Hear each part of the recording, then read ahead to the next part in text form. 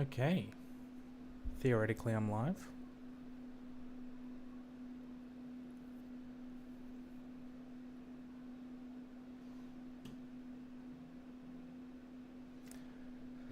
I won't know for sure until it starts playing back on YouTube. There we go. A bit of a delay.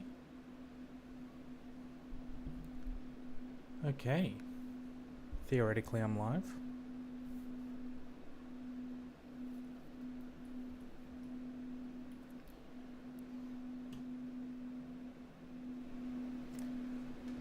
I won't know for sure until it starts playing back on YouTube.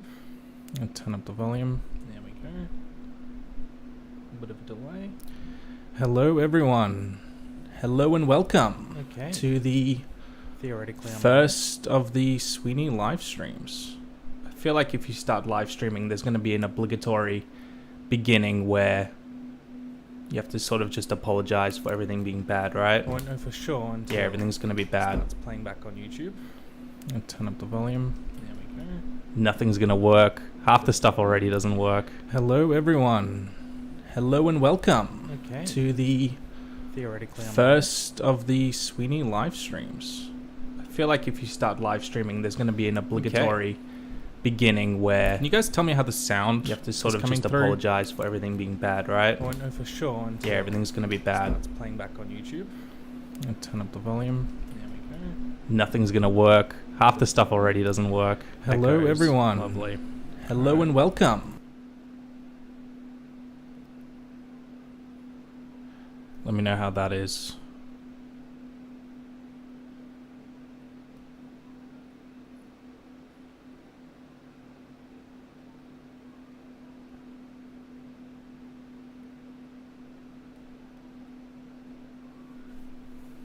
This delay to try and find out if I fixed it is ridiculous.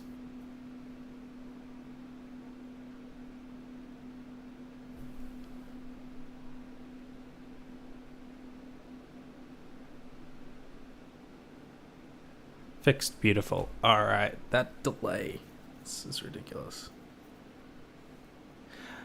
Whenever I'm watching like somebody live streaming and they want to ask a question, I always get so frustrated at how long it takes for them to like actually talk. Actually get people to respond. Alright, I'm going to shut myself off at the other end so I'm not in my own ear.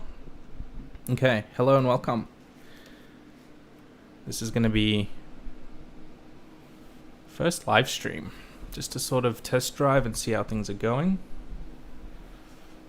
Oh.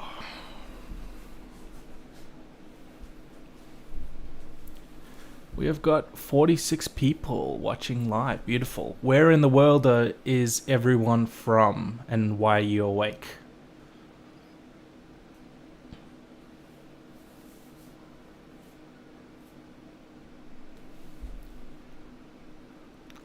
You know what the stream needs? It needs like some music in the background or something like that. That's what we need. I'll make sure to set that up for the next stream.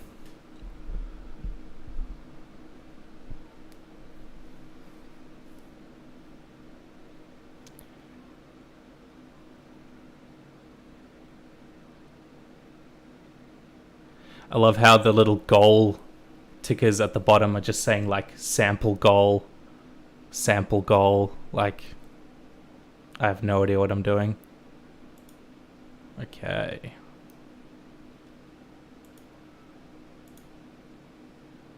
Beautiful.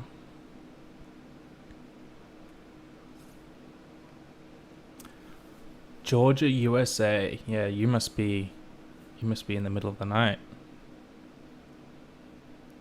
Australia on holiday. Yeah, where in Australia are you?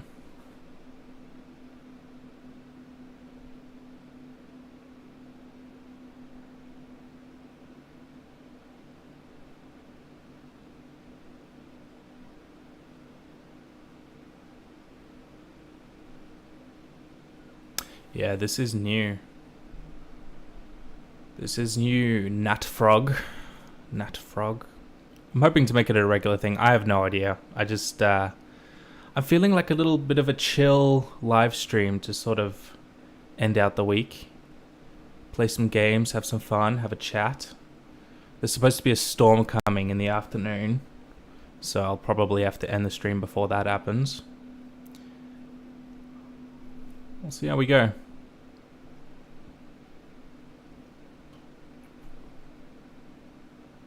Queensland, beautiful.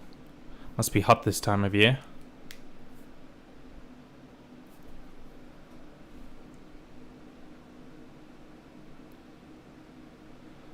I gotta say hi to my daughter. Hi, Delilah. Hi, Delilah.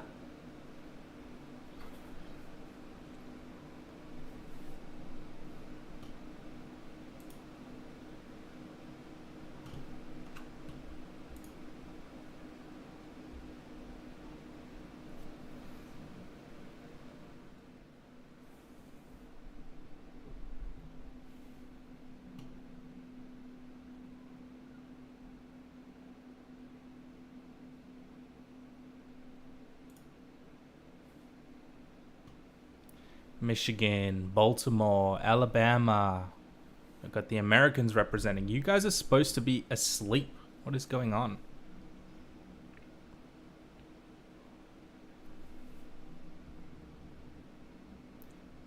Brisbane. I've only been there once and very briefly. It was nice. It was a beautiful day.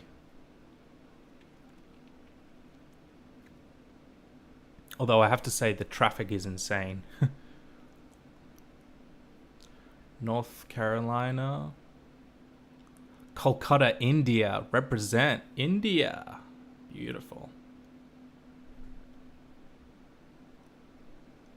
It's gonna be like early in the morning for you, I guess. 9:45. Yeah. See, this is how time zones work. They're just nothing but confusing.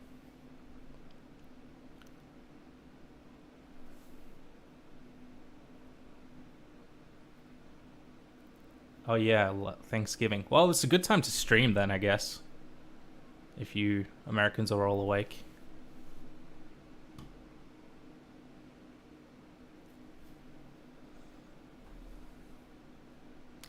Get some more people in the room. We've got 50 climbing up slowly.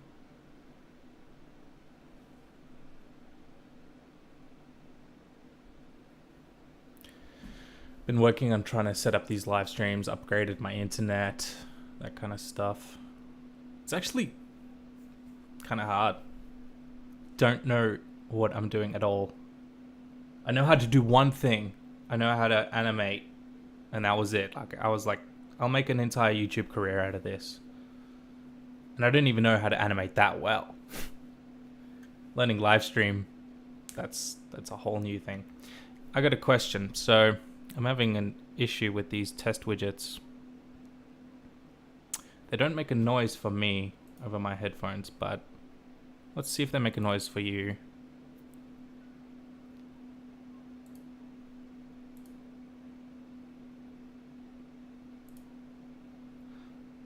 It's not even coming through on my end. Oh, there they are.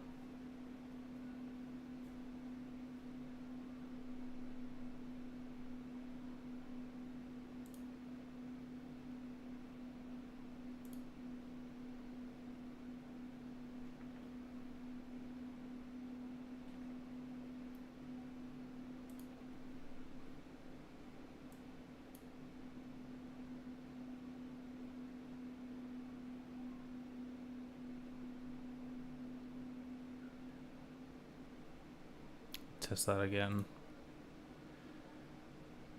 Membership. Donating. Little animations.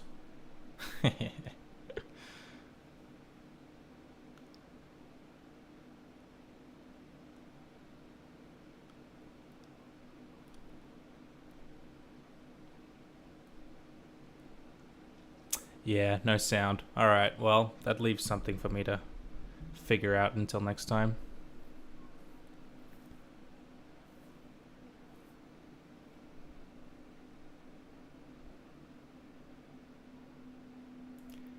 Well, that's fun.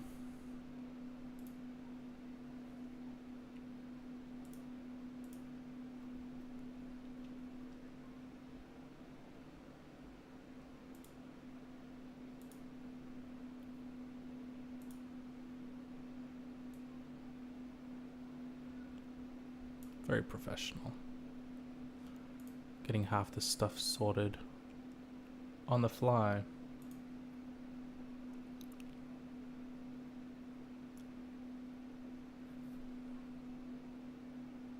What does Sweeney mean?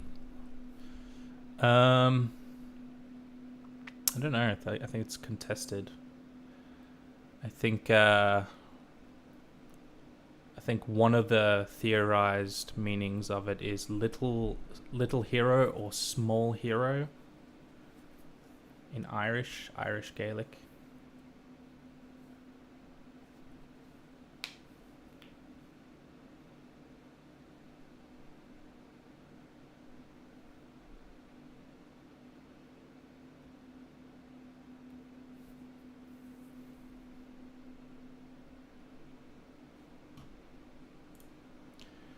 Okay. You can just ignore these members, super chat, subscriber, counter things. They are not working. So we won't worry about them. Okay, let's do a tier list.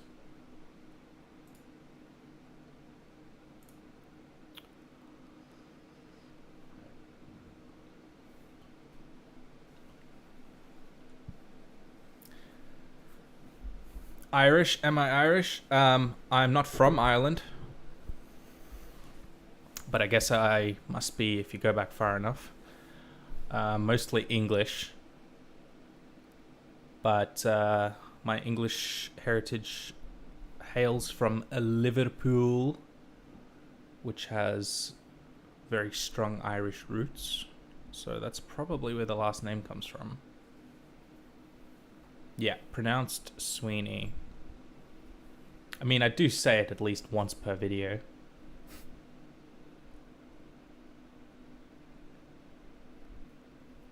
Yeah, mostly English, Scottish, a little bit of Dutch Afrikaans, and a little bit of Croatian. But who cares, right? It's all meaningless.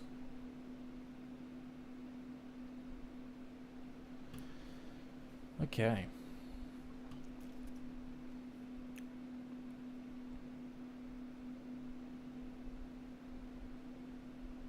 How are the subtitles?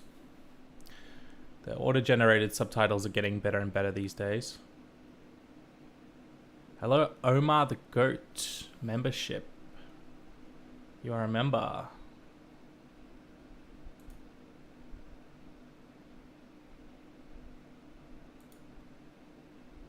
Thank you so much for becoming a member on the channel. I'm hoping it's good, working out. I only recently properly set it up, but I'm sure there'll be some tinkering to go with.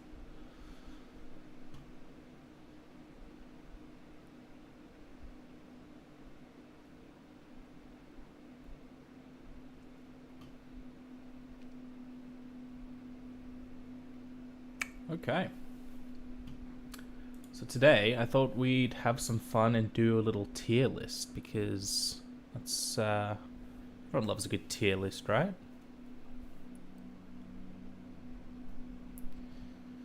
Everyone loves a good tier list. We're going to be talking strong man type leaders. So let's take a look at some of the history's strong men. Mostly limited to characters that I have already drawn.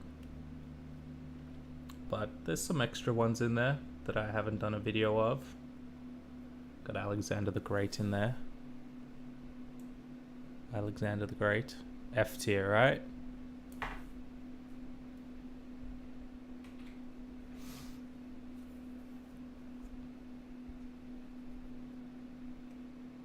Yeah, 8 ball. Yeah, that makes sense. They're definitely getting better, but there's just certain things that'll never get right.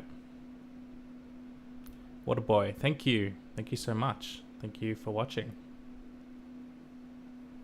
I have no idea where the tier lists came from, Joshua Taylor. No idea. It's just popular now.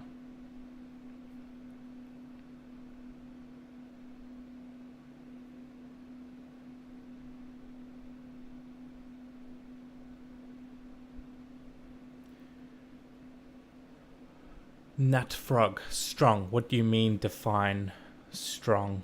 What was I talking about? I forget.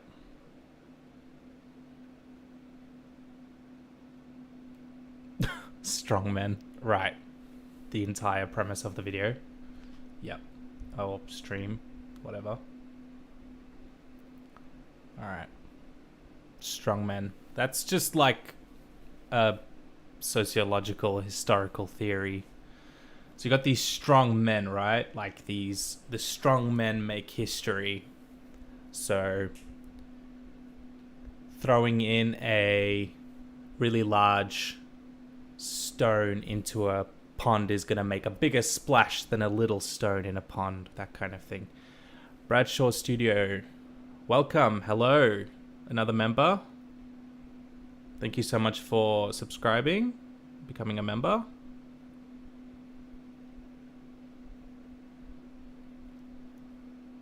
Yeah, so strong men, it's like a theory. It's a really sort of mostly debunked theory, I would say. But there's certain schools of like political philosophy that sort of say that the bigger you reach, you know, politically or militarily, I suppose, the bigger effect you have on history.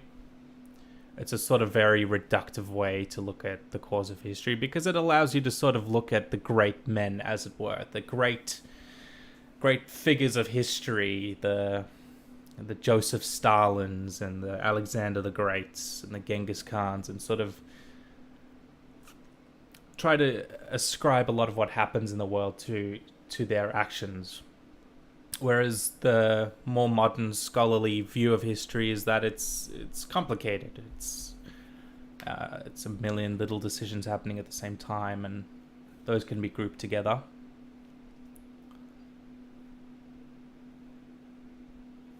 But yeah, a lot of it is tied up in tyranny, that kind of thing. Okay, let's do a tier list. Let's do a tier list. We're going to start with. So here we have our boy Peter the Great, Emperor of Russia. What do we feel? Let's do a little poll here.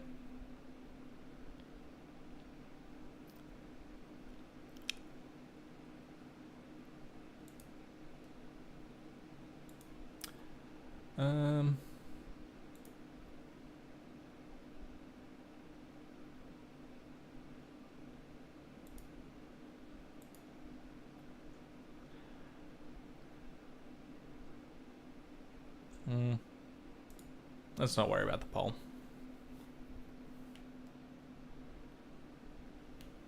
Okay, so Peter the Great, what do we feel?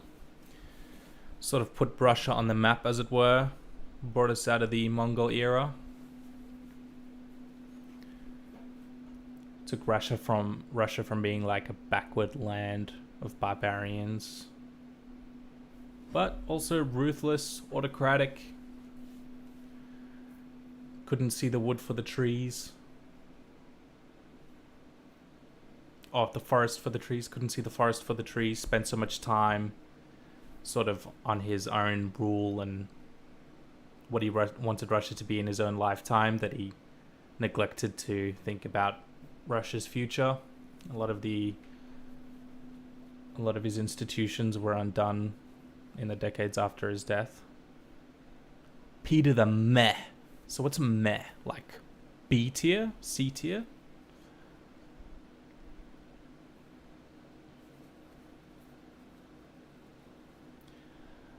Drive-by Vitcom says, put him as an A with the reservation to move him based on the leaders on the list. A tier? Why A tier? Having the Great in your name? That makes an A tier?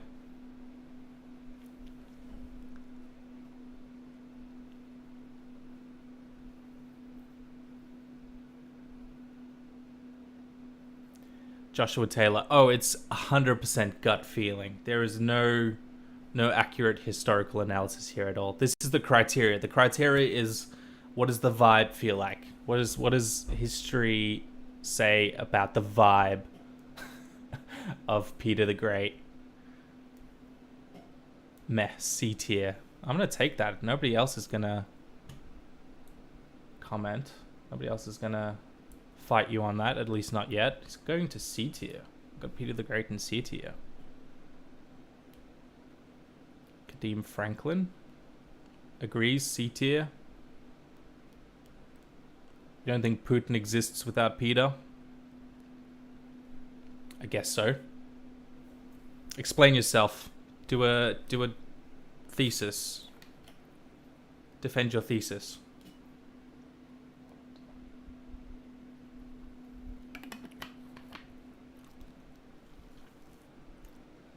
Drive by. I could be mistaken about this, but every time they give a moniker to a European leader or a Russian leader specifically, don't they just sort of get the whole estates into a room, like with the boyars and all that kind of stuff? Don't they just sort of cram them into a room and they have a big debate about what moniker you're going to get rather than it happening organically? I know that sort of happened with Catherine the Great. I don't know if that was a new thing by the time she was around, or if it was equally a factor in Peter the Great getting the moniker. Does he deserve it? I don't know. Maybe, maybe not.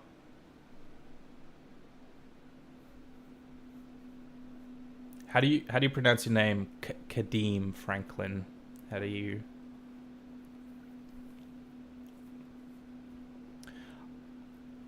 Okay, Nat Fog says E tier. So we've got a 1B, a couple of C's, and an E. So we're going to split the difference.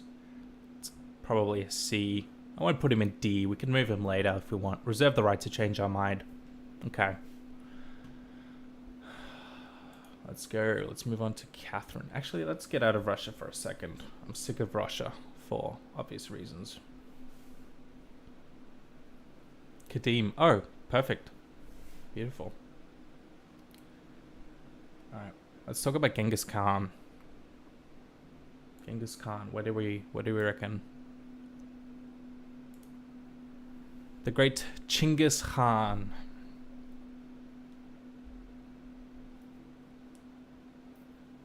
Yeah. Compares himself to Peter. Yeah. Maybe. It's all part of the mythology, right? The mythology of the great leader. So a lot of what makes leadership stick in people's minds is comparing themselves to these older, bygone people. Mythologized, you know, like in 100, 200 years, are people going to mythologize Putin? Future Russia leaders gonna talk about Putin in the same way that Putin talks about Peter the Great? Who knows? Khan should be a D. So we've got, like,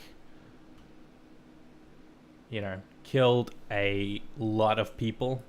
Probably impossible to know how many people he killed, but it was a lot. We won't talk about his other crimes, just because this is YouTube. But definitely influential. Reinvigorated the Silk Road.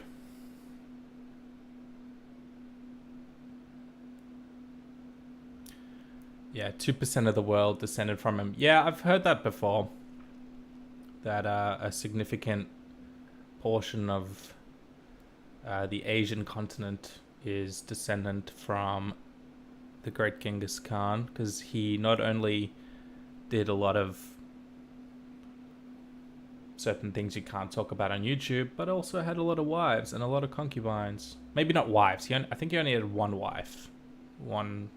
Did he only have one wife? I don't know. No, he had 3 wives.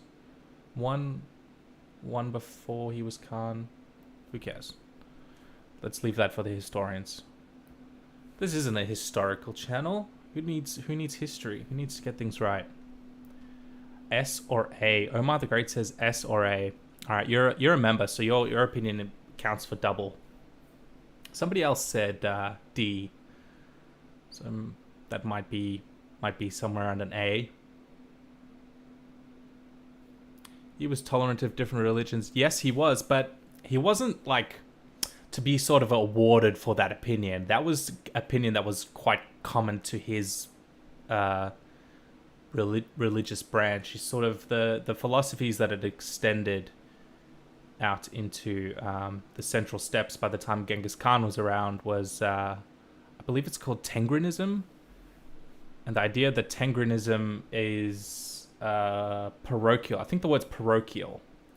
So it tied its own religion, or its religious philosophy, into the land of Mongolia, the steppes, the sky, the great sky god, everything beneath it. So the Mongols didn't expect anybody else to worship their god, because they were like, well, it's the god of our homeland, or the spirit of our homeland. So yeah, tolerant of other religions, certainly, but it's not like he should receive a medal for that kind of opinion.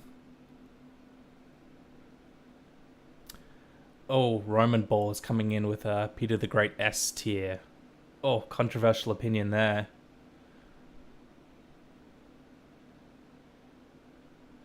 All right, defend yourself. Defend your opinion.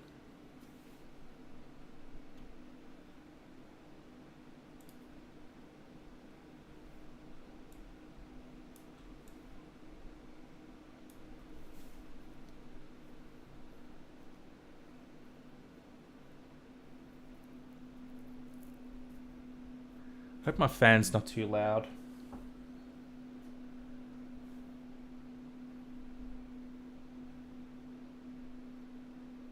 It's quite warm where I am at the moment.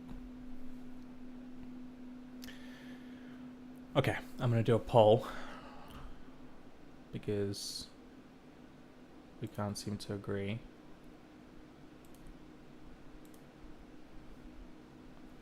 So, Genghis.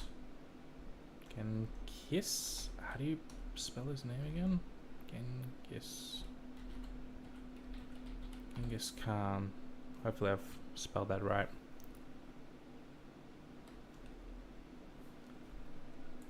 So we split between S or A tier and D tier, because he used his D a lot. Oh, that's terrible. Okay. F or an S. Drive by. Alright. And okay, so we're gonna split the difference between D and A. I think I'm vetoing the S tier. So we're gonna go A tier or D tier. I feel like I can't give him the S tier or the E or F tier, just because those are the two extremes. His reign is sort of a mixture of good and bad, isn't it? But his reign is also extremely mythologized and demonized by the peoples that he conquered. So there's a lot of historical bias in the sources that wrote about him, the Persian sources and the Christian sources and the Chinese sources, especially Japanese sources. So there's a lot of propaganda about him, vested interest in painting him as the bad guy for their own political reasons. But he definitely did do things that we would, using our own moral compass, our own moral hindsight compass, would deem as pretty terrible and pretty immoral, even if it was pretty common at the time. So let's take away those two extremes, and we're going to go with A tier or D tier. I'm going to start the poll.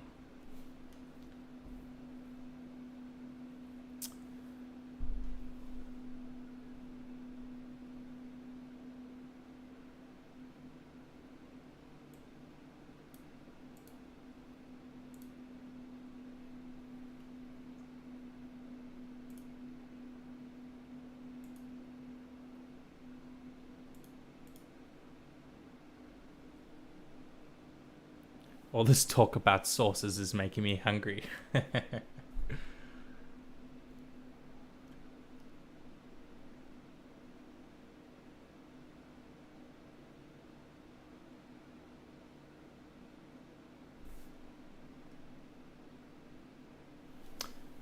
Roman Ball. As a historian, I think he is A tier, but his childhood was pretty sad. Yeah, it was. But I don't think it was uncommonly sad.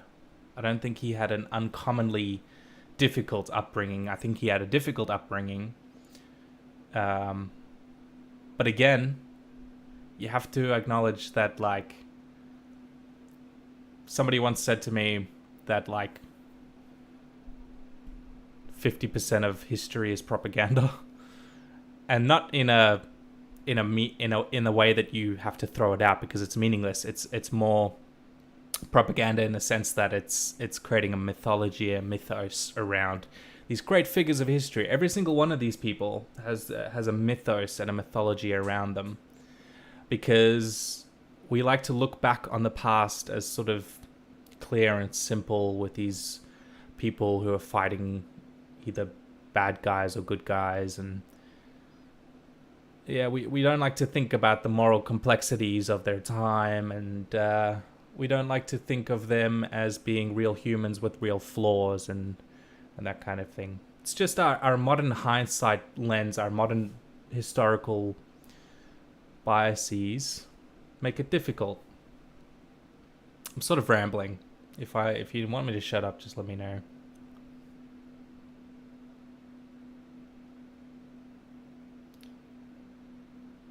Sutaran? Sorry if I pronounced that badly. Shouldn't his son be on this over him? Yeah, you could argue that. His descendants certainly expanded the empire well beyond his own expansion.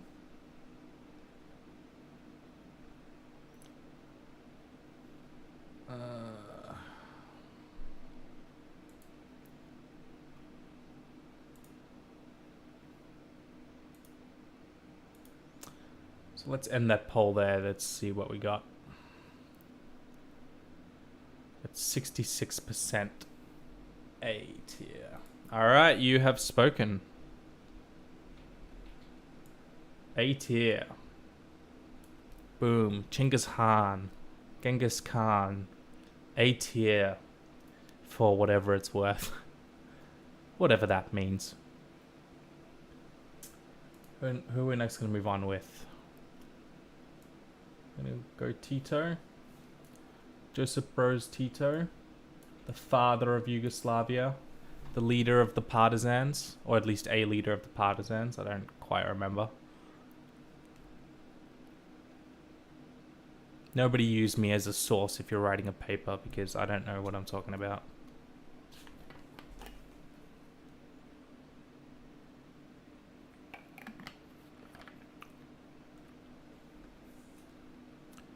Who would I give S tier?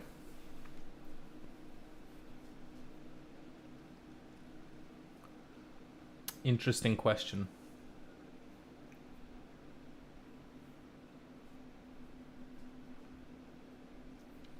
I think I'm going to go Carl the 12th. Carl the 12th is an easy S tier for me, I think. And I'm going to give him an S tier because the guy was just about having fun. Let's just have fun, you know? He used to play with his military officers. He used to throw snowballs at his officers and things like that. He was like, I'm going to conquer Russia, but I'm going to do it for fun, you know? I'm not really interested in, like, making this huge empire or anything. It's just the vibe. S tier for me. Also, the amount of let's say war crimes committed is, at least from what I understand, not as high as some other of his contemporaries. But, you know, I'm sure somebody will correct me on that in the comments. Are you going to do an updated version of a history of China and do a history of India? Yes and yes. That's about as much as I can offer you. The history of China one, like, it needs way more detail. It needs more sources as well. I think I worked with like one source in that book, two sources. And yeah, it needs a thesis, you know? It needs a sort of thesis on that. It's lacking narrative. And I also made that so long ago, so yeah, I hope to remake China. It'll probably be a while because it's gonna be such a long project. It'll be like Russia, you know. But I don't want to make anything as long as Russia if I don't have to.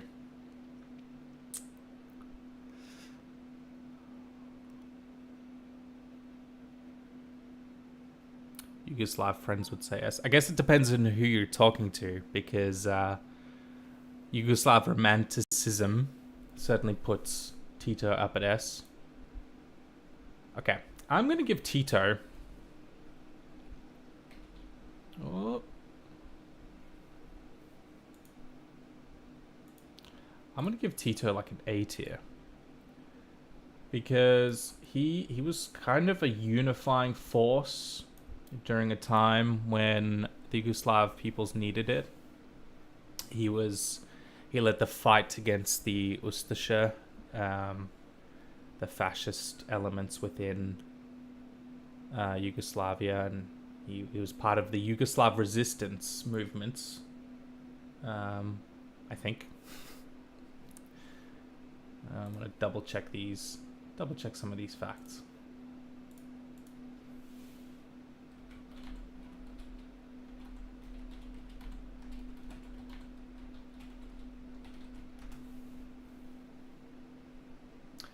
Yeah, he was a leader of the Yugoslav partisans. Yeah, so the partisans did a lot of great stuff, did a lot of not so great stuff.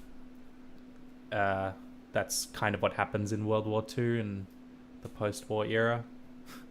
Did some good stuff, did some bad stuff, or just did bad stuff, you know?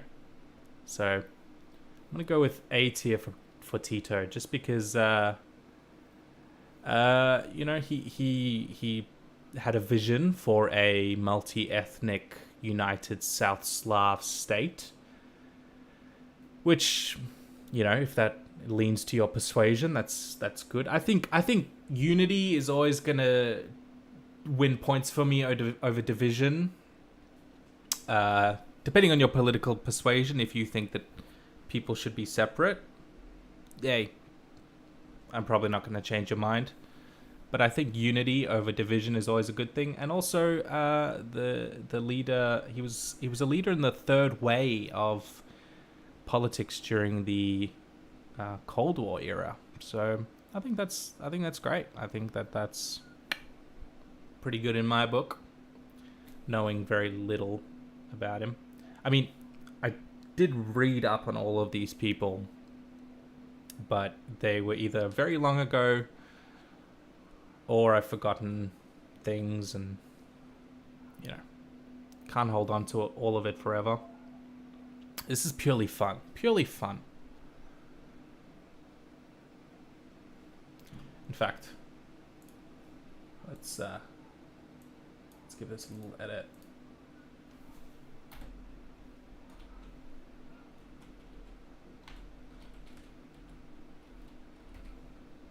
Not serious.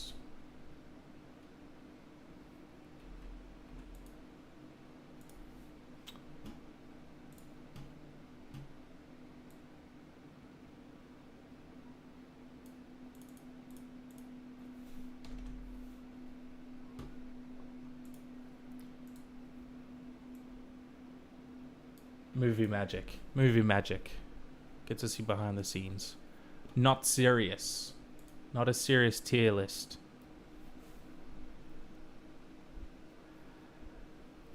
Will he do a video on Romania? Probably. Relatively soon after his death, the whole place descended into utter chaos. Yep. So he was doing at least something right. People used his lifetime and his time in power at least as a reason to keep the peace, which is good. But old tensions do what they do best and flare up. It didn't help. It didn't help the fact that the post-Tito era of Yugoslavia was incredibly divisive. People stirred up nationalistic sentiments in an effort to advance their own political careers. And it's something we've seen time and time again in history. You know, the most famous one is what was his name? Slobodan Milosevic stirred up Serbian nationalism, and brought out the anti-Yugoslav rhetoric. So, you know, Broz Tito, his presence was at least somewhat of a calming one. He's a strongman dictator. Not dictator, but like dictator light. I don't know.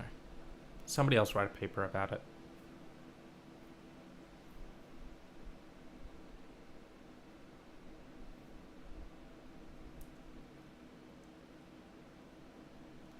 Yeah, so drive by half Slovenian and half Croat. That's like part of his mythology.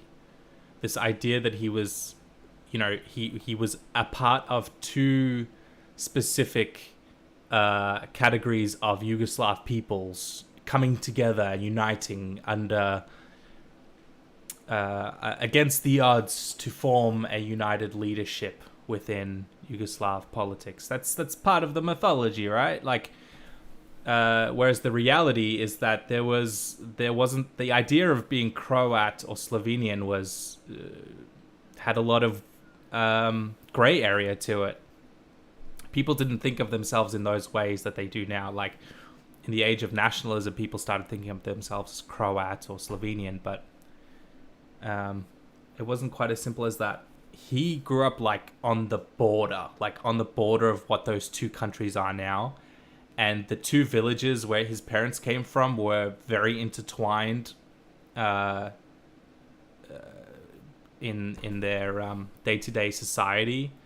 And they would have spoken a very similar dialect.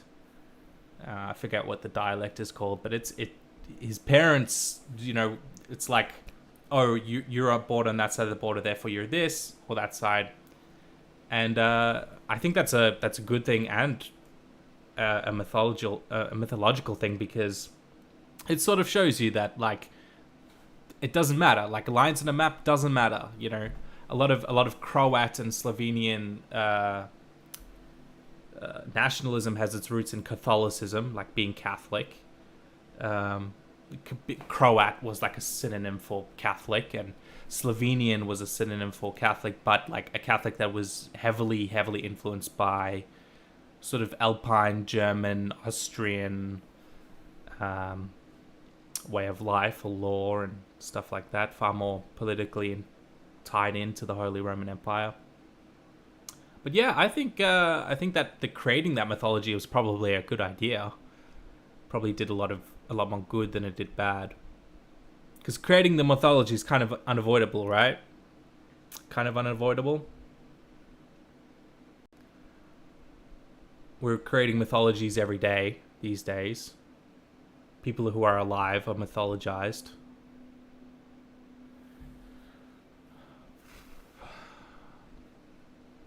What will the next video be about? The next video is going to be on Serbia, but I've got a lot of other things that I'm doing in the meantime, including live streaming.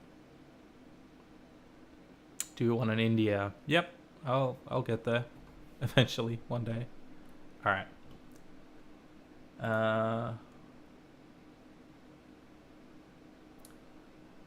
Toyotomo Hideyoshi. Toyotomo Hideyoshi. What do we think about him, folks?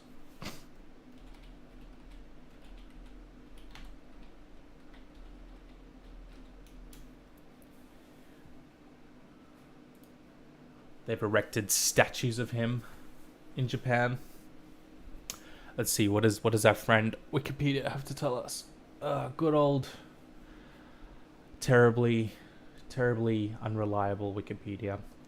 Was a Japanese samurai and daimyo in the late Sengoku period, regarded as the second great unifier of Japan.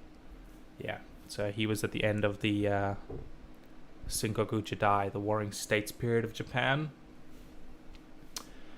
And I think he also... Yeah.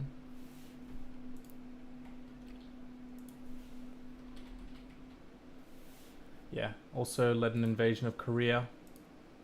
Sent the daimyo, or the residual elements of the Japanese high society over to Korea. Said, hey, go invade Korea. Like, get out of here with all your weapons and your armies. Terrible time for Korea too. But an event that is both important in the mythology of Japan and in Korea. Toyotomi Hideyoshi. Very interesting guy. I can't remember his whole life, but read a book about him. He's pretty good.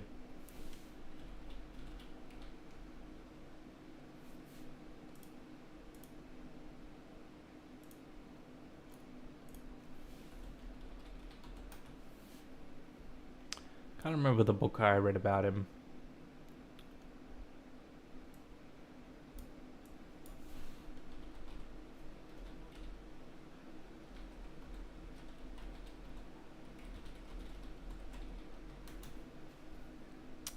Was it the Danny Chaplin book?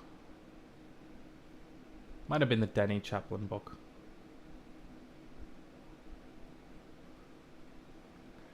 Yeah, Sengoku Jidai, covering Nobunaga, Hideyoshi, and Ieyasu. I think it was that book. Yeah, pretty good book. Covers the Warring States period in probably way too much detail.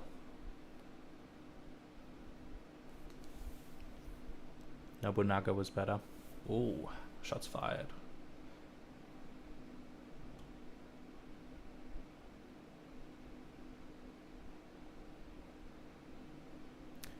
Roman Ball, are you a college professor? Is that what you mean to say?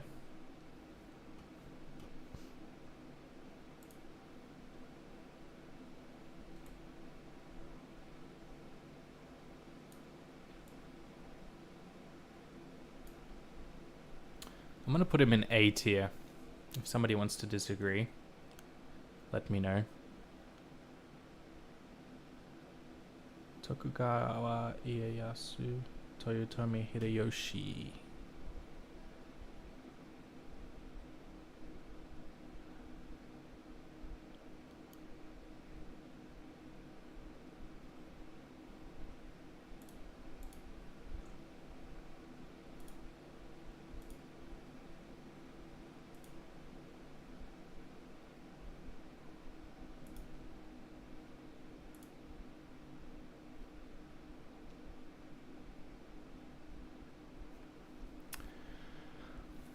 Okay.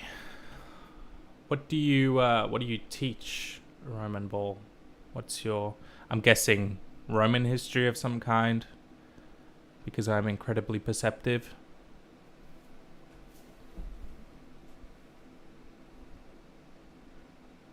A tier? Alright. Toyotomi Hideyoshi, A tier. Locked in. Suckers. Locked in. Alright.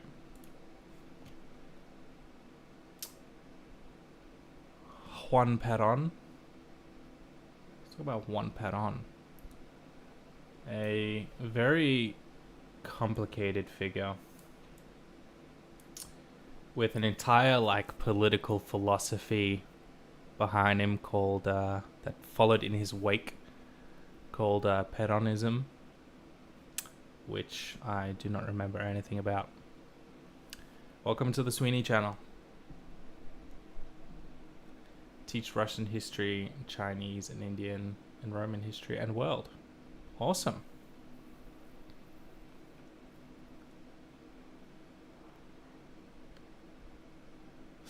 I want to eventually get around to remaking my History of Italy video, but that one will probably have to be split up into 2 parts because it's just too big. Like I can't handle doing such a massive project like Russia again.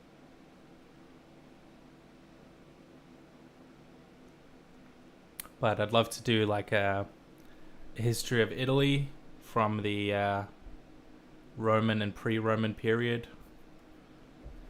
sort of to the collapse of the Western Empire, but from an Italian perspective, you know.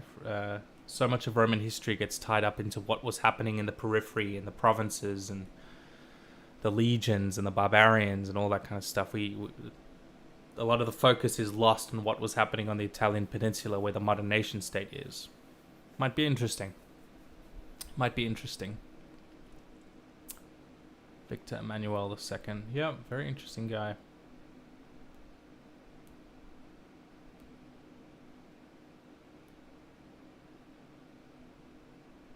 Okay. For not remembering much about Juan Perón, I'm just going to chuck him in C tier.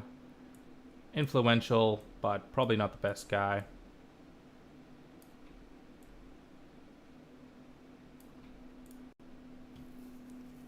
I guess you could argue.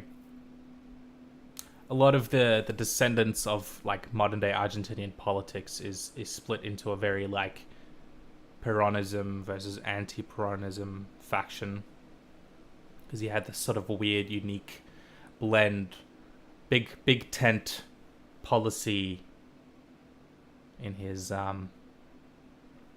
during his rule. Big tent policy, kind of, yeah, whatever.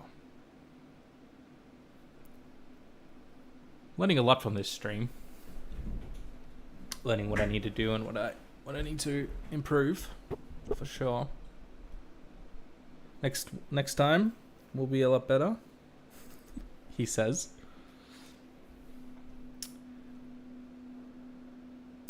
I think the same with China, because China needs like 3 parts for how big Chinese history is. Yeah, and there was so much that I've left out. Like I've got here on the tier list Empress Wu, which, you know, I didn't get to cover in any detail in the video. There's so much left out, and so much that makes Chinese history interesting. It's like the longest lasting sort of political institution almost.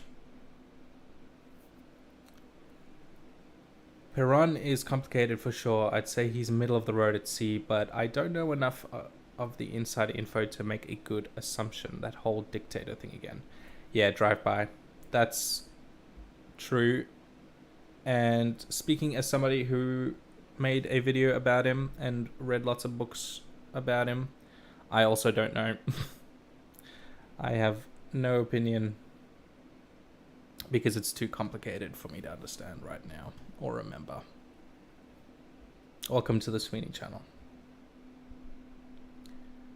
Hopefully next time I'll have some guests to co-host with me.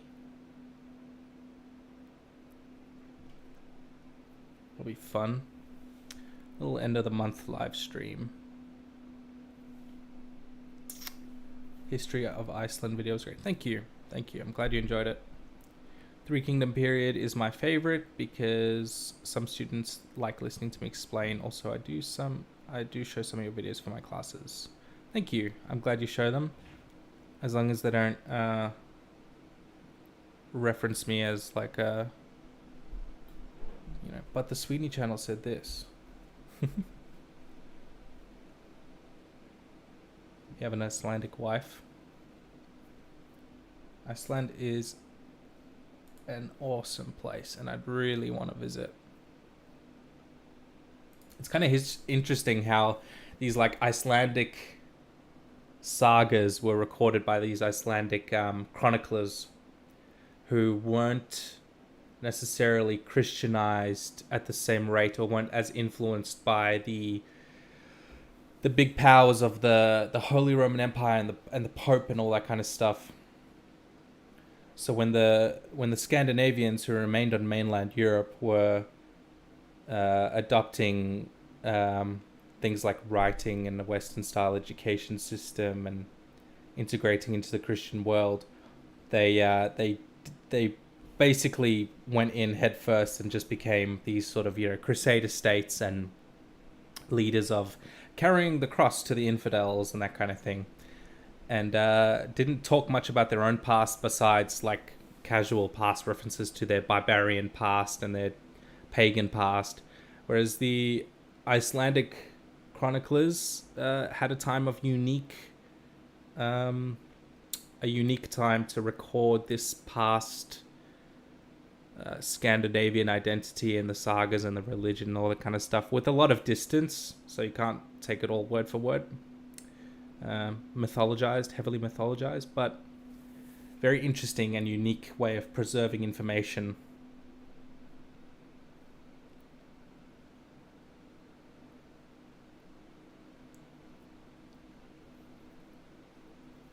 Okay, I'm going to leave Peron at C tier because nobody seems to disagree.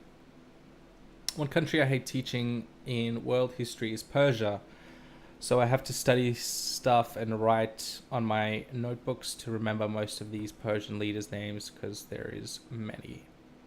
Yeah, Persian history is like such a major blind spot. I was actually talking to somebody yesterday, a fellow history YouTuber, about the blind spot that is Persian history.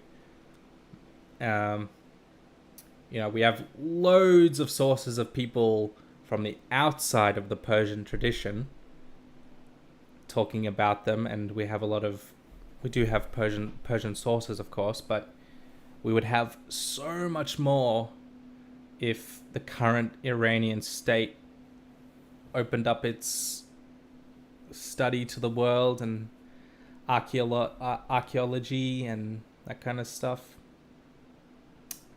Let the historians into its museums and publish more information. There's a big blind spot in Persian history from what I understand.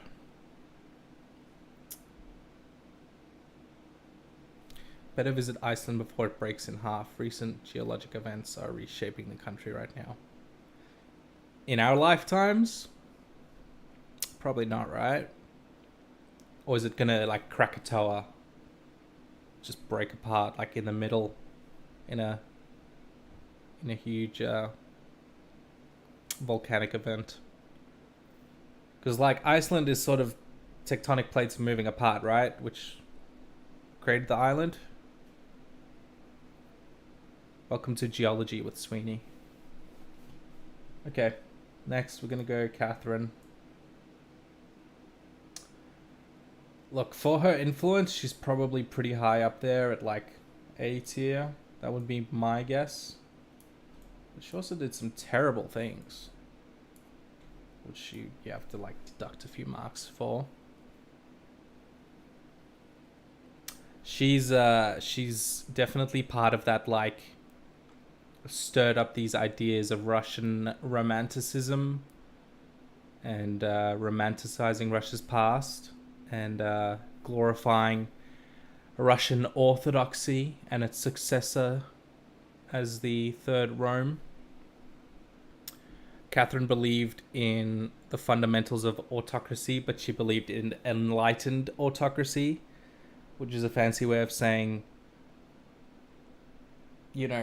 yes, as an autocratic ruler, I have absolute power, and I also admire the Enlightenment and the ideas of the emerging humanities and history and science.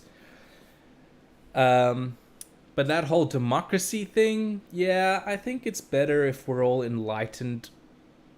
But from an autocratic perspective, I think that an autocrat should be taking the reins, because as an autocrat, I know what's best.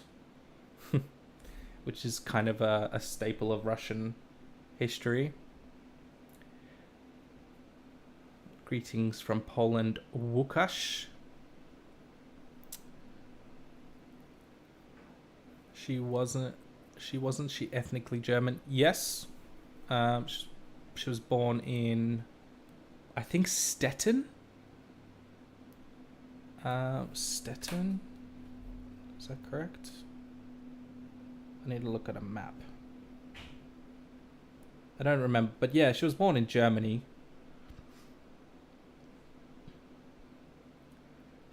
Chachin. Yeah. Making her German. So she sort of neglected her German identity in favor of a Russian one. She renounced her Protestant faith. She's heavily mythologized as well as this person who overcame the entrenched political system that had taken over after Peter the Great. So definitely a unifier and a unifying force for Russia, but basically intolerant of ethnic minorities and religious minorities. One of the weirdest things I found about Catherine is that she had this whole like idea of, I came to Russia and I became a Russian. You know, she voraciously studied Russian political theory and history and science, contributions to science, and she was fully devoted to the Orthodox faith, and she learned the Russian language and all that kind of stuff. She was like, I am Russian. I came to Russia to be an enlightened Russian monarch. Therefore, every other ethnic minority in this empire has to do that exact same thing. But what's really funny to me is this: she grew up in an era, again, like sort of the tail end of the Enlightenment period, where people were, the aristocrats were, learning French. So she knew French and she knew German and Russian. She grew up in a very cosmopolitan ruling society, a very bourgeois, chauvinistic class of ruling, enlightened, ruling class. Yeah, like a very sip your tea with your pinky up kind of society, or an aristocratic society that in many ways was strengthened by its diversity and its spreading of diverse ideas and diverse traditions. So yeah, she was hypocritical for sure in a certain way. And one of the most fascinating things I found about Catherine was that she invited a lot of what became the vulgar Germans to live in Russia. And you'd think she would have loved to have integrated them into society, but she really didn't, and they became their own sort of ethnic vulgar German identity. So I didn't get much time to talk about that in my video.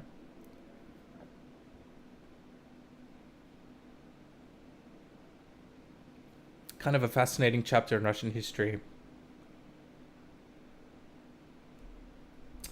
You know what? We're gonna chuck her on C tier. Controversial. She wasn't nice to Cossacks. She wasn't nice to Jews. I was doing a bit of reading recently into the Romani people. I believe that Russia had a lot of Romani migrants during her time as well. I don't think they were. It's kind of a dark chapter in their history as well. But of course, so little is known about the Romani. They're not writing their own histories, historically speaking.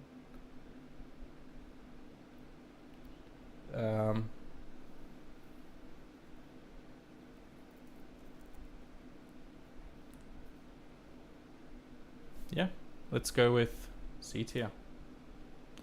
Nobody arguing. Okay. Alright, let's try and knock these last few out, and then we can end this test drive live stream. How's the sound, by the way? This is a new microphone. Does the sound okay?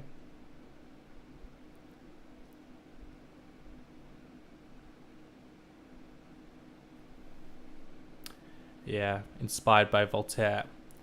Very inspired by Voltaire, but like in her later years, she disregarded a lot of his teachings. Not teachings. It's the wrong way to think about it. She wasn't like a student.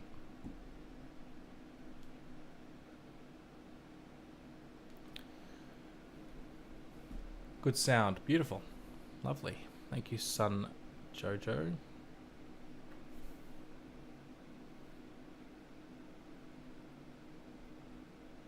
Okay, let's bang these out.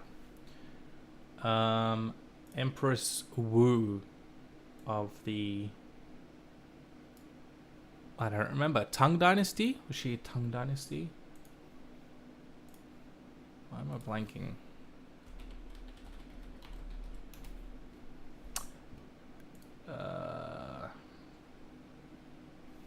Wu Zhao. Tang Dynasty. Till the year 705. Yeah. So she served, I believe, you know, in Chinese history during this period, there's so much, like, court intrigue. That's my dog. I don't know if you can hear that. So much court intrigue in Russian society. Chinese society, with influence over the emperor. And what you would have is these, like, dowager queens or queen regents that influenced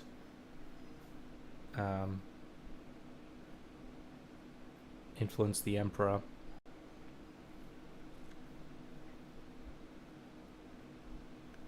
And I believe that's what she was. She was a sort of regent for her son.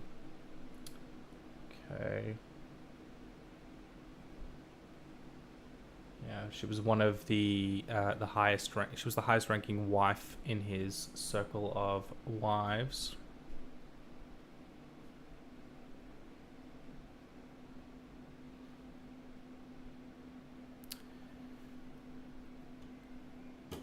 Yeah, interesting lady. I'm gonna put her in B.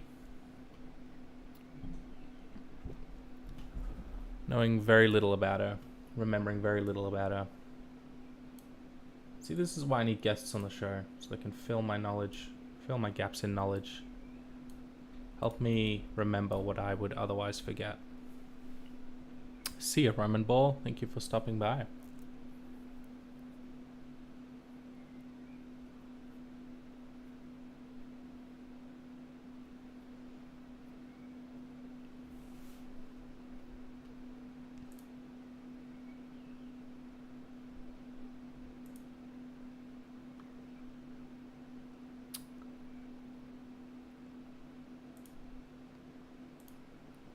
Excited to do this live streaming thing. I'm gonna have some more tier lists, some guests joining us on the channel, some special guests. Get some music going, have a good time, have a good vibe, you know? Hi from the Yarra Valley. Hello, Grizz. I'm also a fellow Victorian.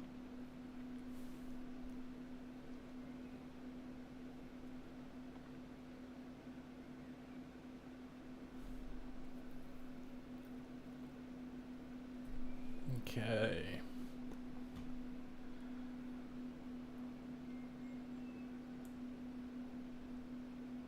Ivan the Terrible. Ivan the Terrible did some good, did some bad. Did he do good? I don't know. Probably not. Just a kind of a ruthless and effective autocrat.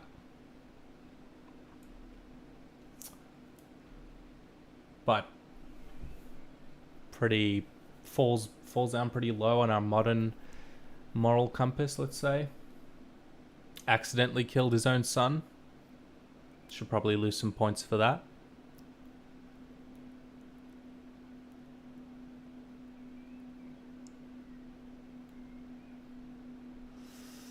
Okay. Give him a D. Let's chuck Ivan a D. If anyone wants to disagree, go ahead.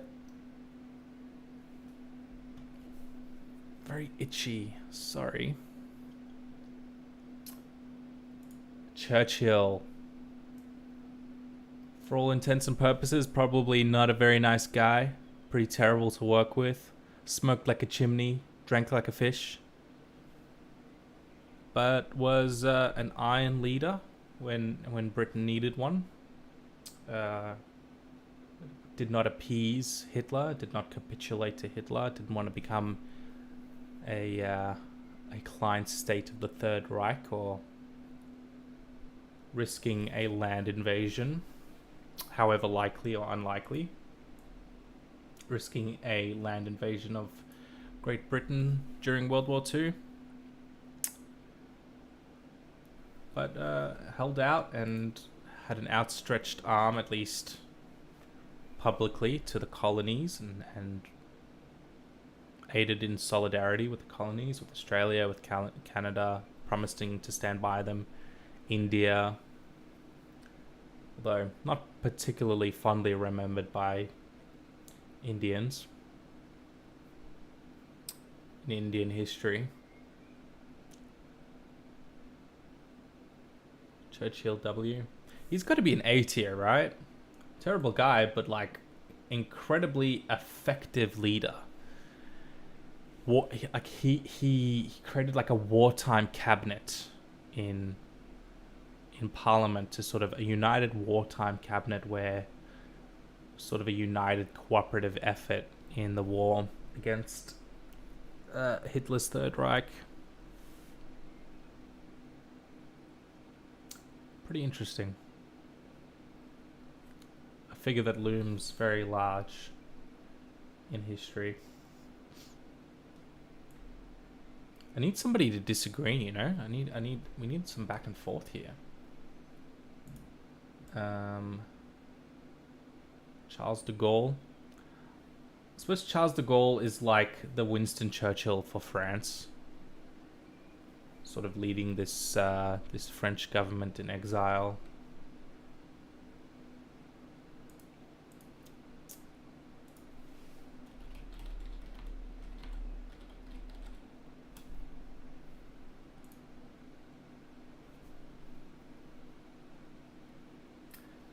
Leading the Free French Forces.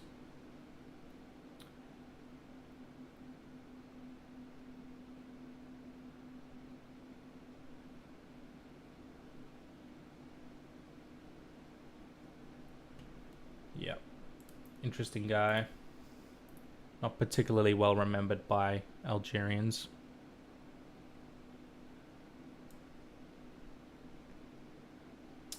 Promise the next stream is going to be much better prepared. Look at B tier. B tier. Alexander the Great. Looms pretty large. Had almost unchecked military power for his entire, albeit short, reign. Taken out either by poisoning or by just drinking too much, or by some tropical disease contracted in the tropical subregions of the Asian continent. Who knows? Created an empire that immediately fell to pieces, but brought about the Hellenistic era.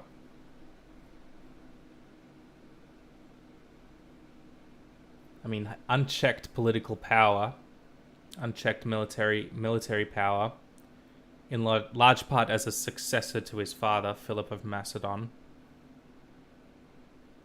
and his military advances. You know, he picked up what his father put down and kept running with it. Let's go with A. It's probably an A tier. Not a moral endorsement of any of these people in A tier, by the way. Heavily mythologized figure. The further you go back in time, the harder it is to get an accurate picture of these people. We only get like snapshots, and then we can only do literary analysis to sort of figure out the bare minimum about what these figures in their personal lives. Let's talk about Putin.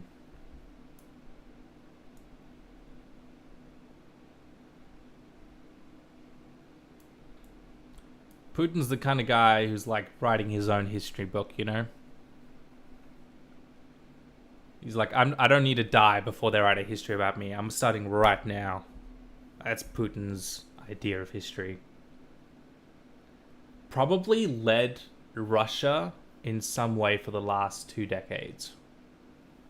The entire lifetime of, if you're in sort of Gen Z, younger millennial, older millennial, your entire life has been almost dominated by this guy. He was sort of influential in the early years of Boris Yeltsin's takeover of what became the Russian Federation. And now he's a warmonger,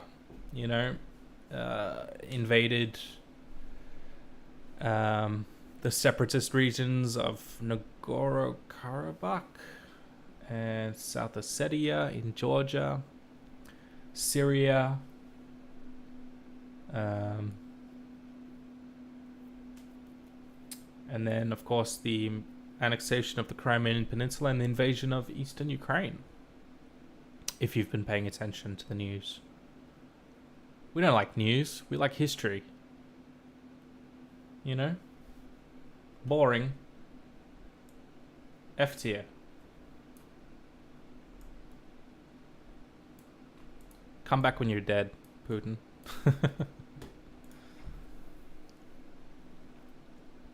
F tier for Putin, just because of the vibe, he's sort of going against the general vibe, This is a vibe-based tier list. It's kind of interesting, like, he's probably as mythologized as any Russian from history, but the guy's still alive. It's quite fascinating how he's created this whole, like, persona around himself. He knew exactly what he was doing. He knows exactly what he's doing with his... Is Lincoln on the list? I have not covered Lincoln at all. I have not covered American history. Therefore, I have not drawn Lincoln. So no, Lincoln's not on the list. American history, that's like a whole can of worms that I don't want to touch until later in my career, until I'm a bit better read. D, he's still alive.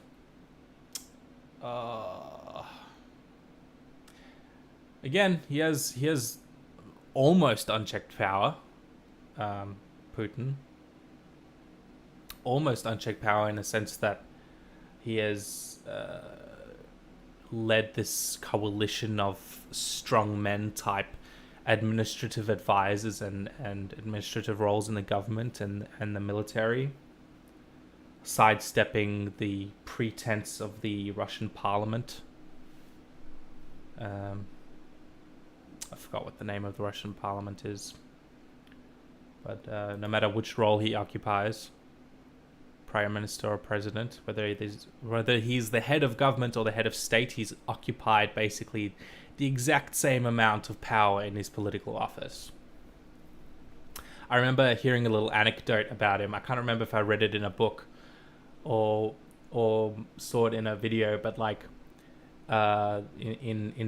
in Russia, the president's office and the prime minister's office are like on two sides of a river or two sides of the street. I can't remember specifically, but like when Putin went from being prime minister to president and vice versa, all his like staff just followed him into the next building. It's just one of those funny things where it doesn't matter. Like his name the title at the end of his name changed, but he's pretty much the guy in the driver's seat of Russian history, contemporary history of the past 2 decades, maybe even longer.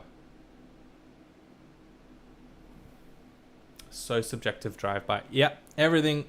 This is all subjective. This is just a vibes-based tier list. That's what I'm saying. Subjective is the game. Just have fun with it, Life's too short to be serious. Alright. Second to last, we got Frederick. Frederick the Great. Very difficult childhood. Very difficult upbringing. Led Prussia into a new age, an enlightened age of mostly conquest, leading a Protestant revived Prussia that came out of the wars of the European wars of religion in sort of the early modern period. A fractured world where people decided to put the guns down and put the spears down and stop fighting each other for a second and come to peace in terms of their religious diversity. So Protestants and Catholics stopped fighting each other long enough that they started thinking, well, if we're not going to fight each other over religion, let's fight each other over something else. And that was the beginning of the Enlightenment period of romantic nationalism and national fervor. Not quite that era, but the era just preceding it. A lot of it goes back to this guy in Prussian history. Of course, Prussia became a constituent kingdom within the German Empire, and really its leader later on. Oh, I should have had Bismarck. I should have brought Bismarck on the list. Oh well, next time. I'm going to redo this whole tier list with somebody else, and we'll see what it looks like before and after. Frederick the Great. He was militarily adept and diplomatically adept, but he probably had as much success as he did failure, which is quite interesting. He's sort of glorified in this way as being a military and diplomatic leader of Germany and of Prussia. Yeah, but there was a significant amount of luck going on there too, and a significant amount of things happening in the surrounding states, Austria, France, Russia, that sort of took a lot of the things happening in Prussia out of his control and saved his neck a few times.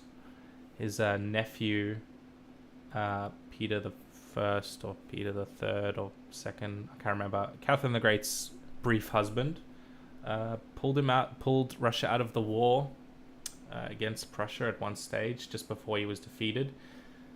That probably saved his bacon. Historians debate it, but we're not historians. We can say saved his bacon. Interesting guy. Almost certainly a closeted homosexual. Almost certainly a closeted gay man who had some documented lovers in his time. Very, very sad story because his father... I can't remember his father's name. Frederick Augustus, maybe? Come on, chat, help me out here. Be my Google. Frederick the Great.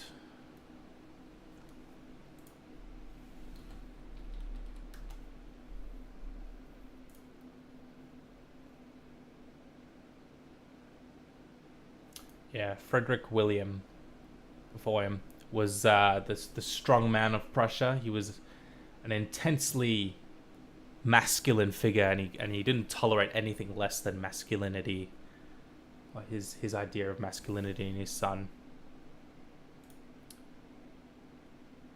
So yeah, very difficult upbringing for young Frederick, but he channeled a lot of his energy and a lot of his difficult life into kind of being a warmonger, which is, interesting to say the least. I probably wouldn't give it too much weight in terms of moral hindsight.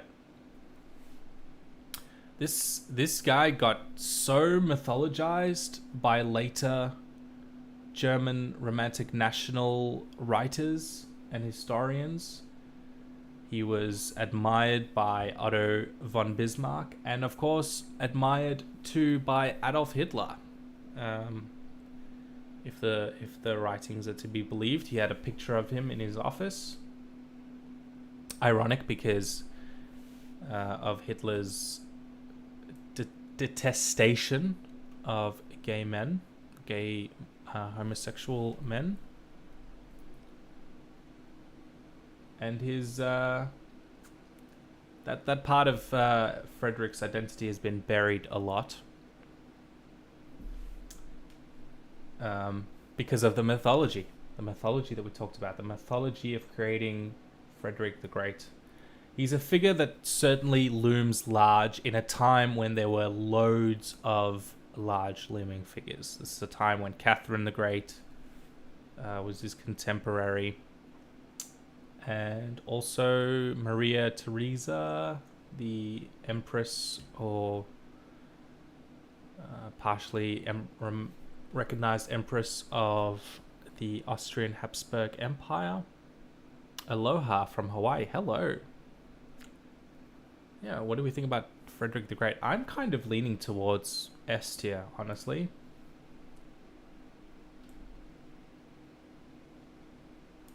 S tier, but like, luck did a lot of the work.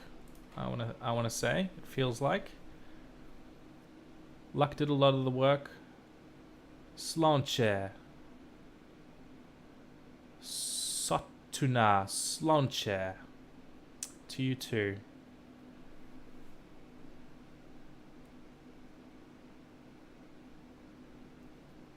Frederick the Great, interesting guy. A last one, we've got Vladimir Lenin. Led the Bolshevik takeover. There were a lot of movers and shakers, a lot of movers and players in Europe at the time. John Little, yeah, absolutely. Forget the political leaders. Think about like the philosophical leaders at the time. Somebody mentioned earlier in the chat, Voltaire was writing around that time. Yeah, that was certainly an interesting time in European politics. And Prussia could have very easily have been sidelined, like many Russian. I mean, why do I keep saying Russian? Got Russia on the brain. Like many German states that eventually ended up capitulating to the power of either Austria or Prussian hegemony. But Prussia is so interesting and unique from its history as like this early Teutonic crusader state that had this absolute devotion as a military order to the Catholic Church, and then sort of dominated the Baltic, a certain portion of the Baltic trade that was going on at the time. So they had this maritime tradition mixed in there as well. And they became this like the first, at least nominally, Protestant state in return for giving up their certain parts of their power. Very interesting history, Prussia. And that was what Frederick the Great had inherited. Very different from what the Habsburg emperors were inheriting at the time. This sort of core Alpine Low or High German aristocratic society centered on Danubian trade and conquest in the southern direction against the Ottoman Empire, mostly because of the threat of Ottoman expansion, sort of focused on its frontier, like taking all these peoples in its empire and planting them at different parts as like military protection against incursions from the Ottomans and their leaders. So very different like influences on these two states. You never know what could have happened with Prussia in another alternate world. Kind of just spitballing here. Most royal kids had horrible upbringings. Yeah, probably.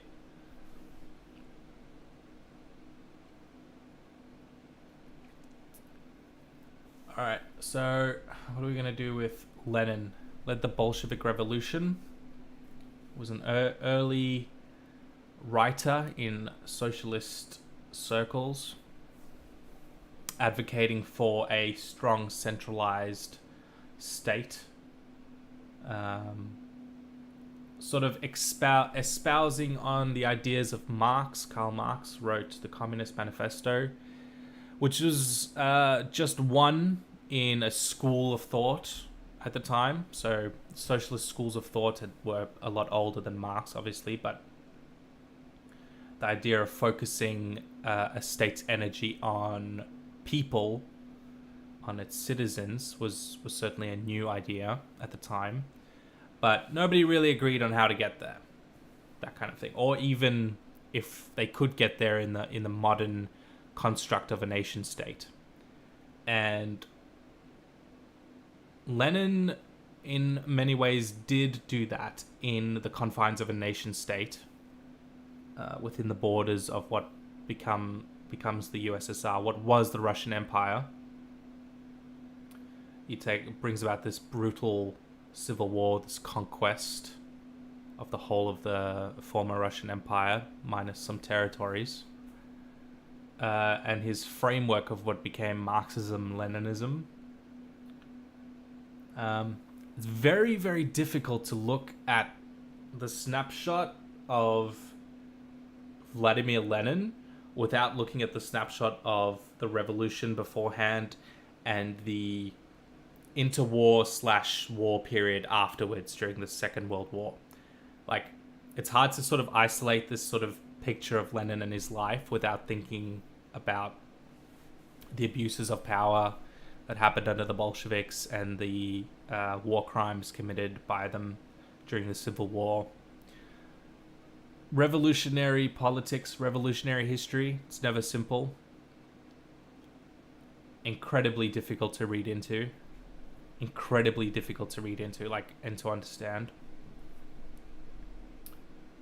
But certainly a strong leader, incredibly strong leader, known to violently yell at anybody that disagreed with him and insult people and just go kind of ape crazy. Interesting guy. Yeah, I don't know. He could be like an A or a B for me in terms of his direct control over what happened during that era. The socialist aspect of the Russian Revolution sort of had somewhat of a backseat until his revolution, because again, nobody could agree on how to do anything.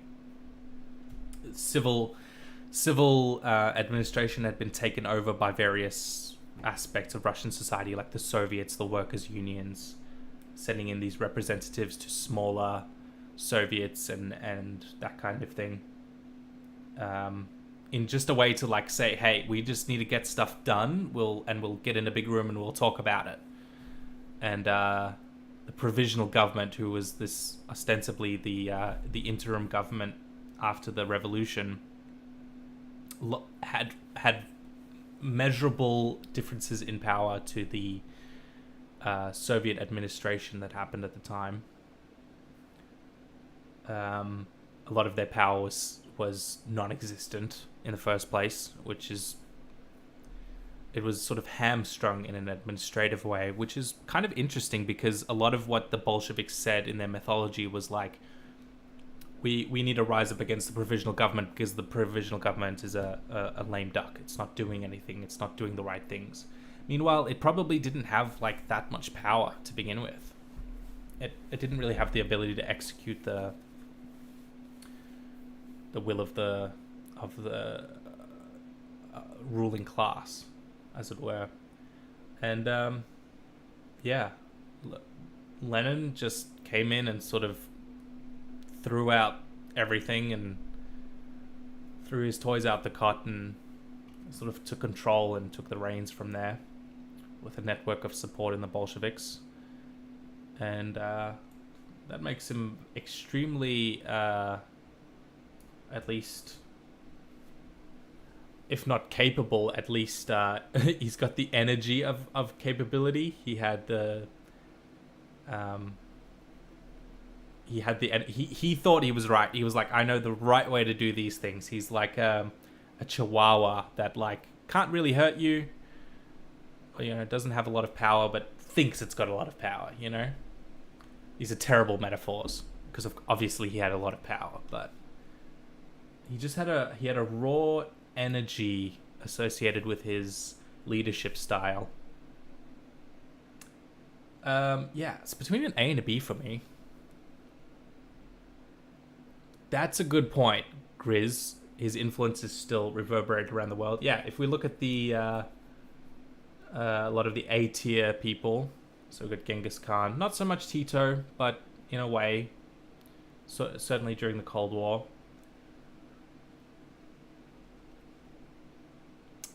Definitely Churchill and definitely Alexander the Great.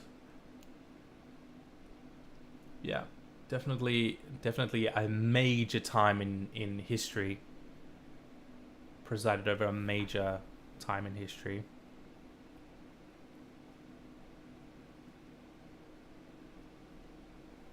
You know what? I'll go B. A tier just seems, you know, says too much about him. I think there's too much tied up in the before and after Lenin. We've got no E tiers.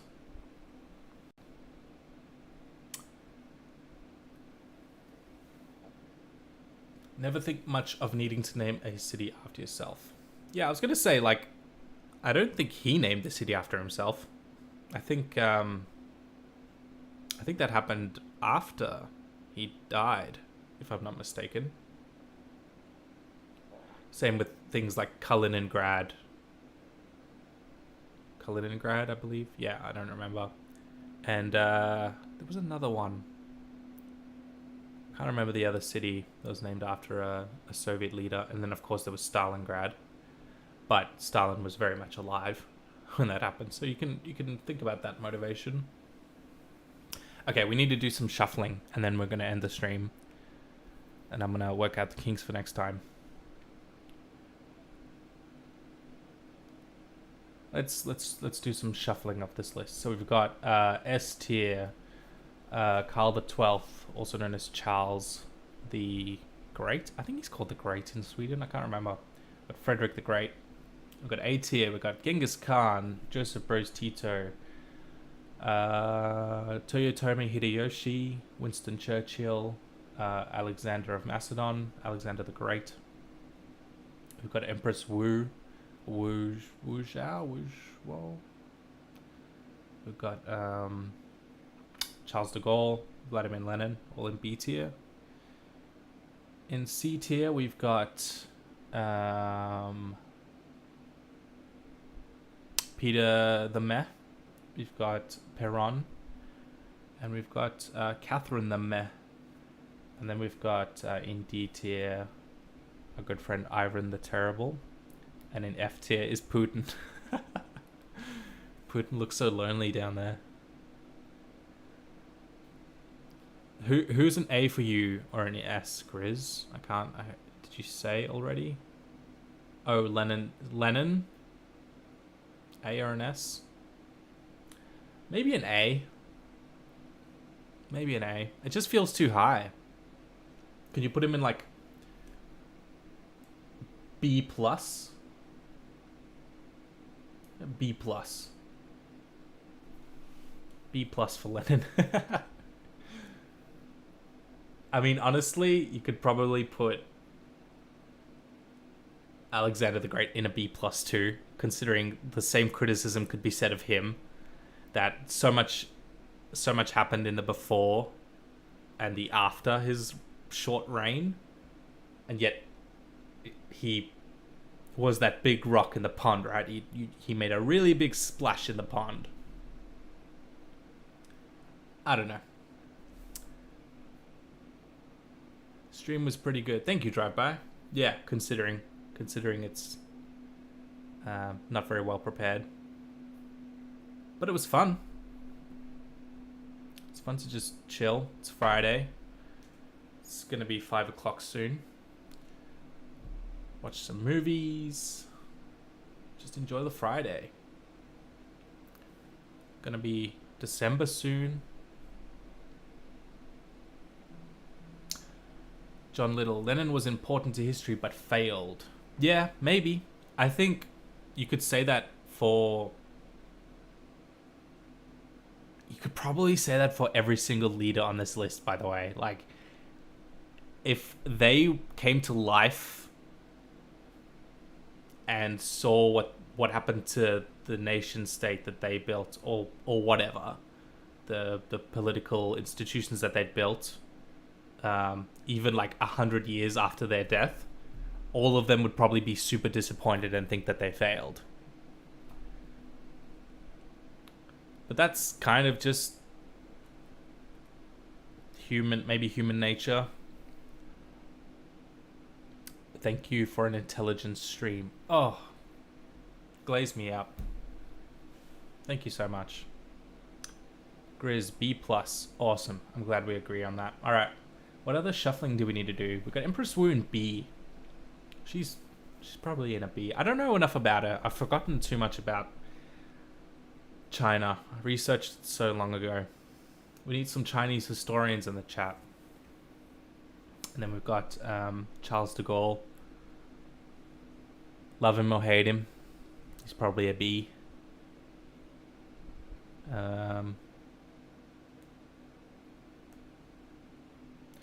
C, I'm probably thinking that maybe Catherine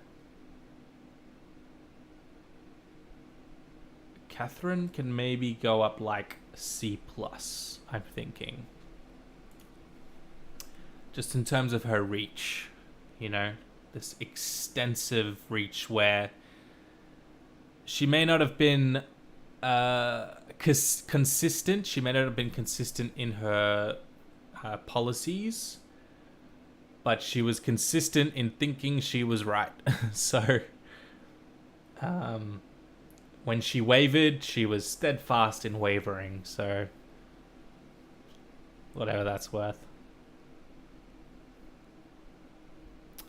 Don't forget to put up a schedule from when you're ready to do this regularly. Yeah, I will definitely do that. The only reason I didn't do like more advanced schedule today is because I decided to do this today, mostly, but also because there is a storm coming later and I don't want to have the computer on when that's happening, in case the stream goes down. Thursday night in Canada. You suck, Canada. Joshua, you guys are in yesterday. Get on Friday. Come on. Friday's where it's at. I kid the Canadians. You know what's great about Canadians is like, you guys are like you guys are like cold Australia. We're like hot Canada. You're like cold Australia.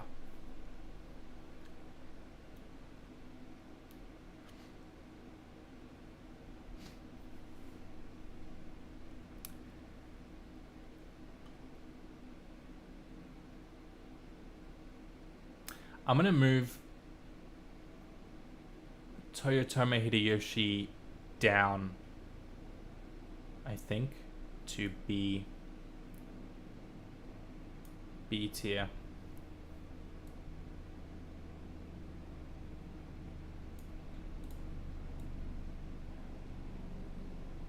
Because he sort of, he was definitely a very like headstrong and controlling ruler, but maybe that was less to do with the riz, less to do with the charisma, and more to do with like just a certain amount of luck. Like if you're having like a civil war with all these different warlords and you're the like last guy standing, does that make you better than everyone else, or is it just helpful the fact that like a lot of your opponents or potential opponents got taken out before they could be your opponents? Because he was like a steward I can't remember the Japanese term, but he was a steward of Oda Nobunaga, maybe. Correct me if I'm wrong. But yeah, a lot of he sort of rose as a second in command to the military exploits of Oda Nobunaga.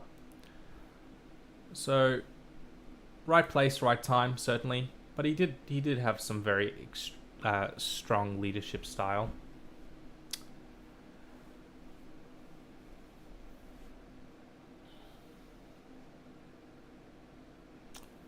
Knocked a goal down. We are knocked a goal down. We'll knock him down to C. We'll make Toyotomi Hideyoshi a B. As a Brit that's lived in Australia and Canada, I honestly see very little in common. Yeah.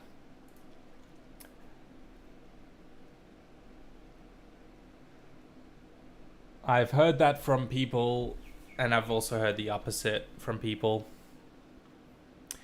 I think if you were born and raised Canadian, like Canadians who visit here often say that it's very similar to home in terms of culture, right? Like in other things, like in terms of what it looks like, it's obviously going to look nothing different. But the sort of laid back culture and easygoing lifestyle, don't take each other too seriously, that kind of thing. And I hear the same when Australians go to Canada. They say that it's far more like Australia than it is America in terms of like certain aspects of culture. I don't know how accurate it is. They are in many ways America's 51st state. I'm just kidding. We're probably America's 51st state in a way as well. The whole world is America's 51st state.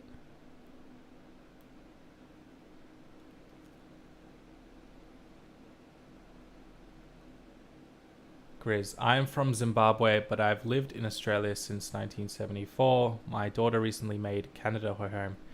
Oh, that's awesome.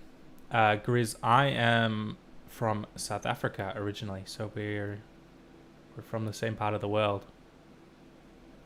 Whereabouts in Zimbabwe do you come from?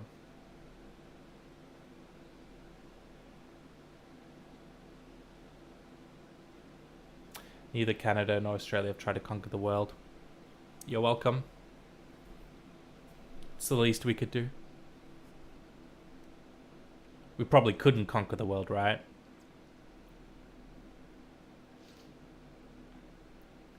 Military history to me is like one of the most boring things ever. I find it very difficult.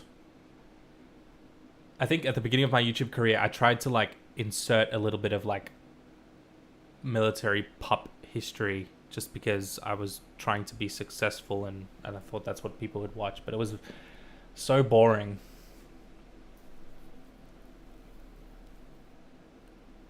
People who are really into military history are also really, really, let's just say they're really into military history and leave it at that.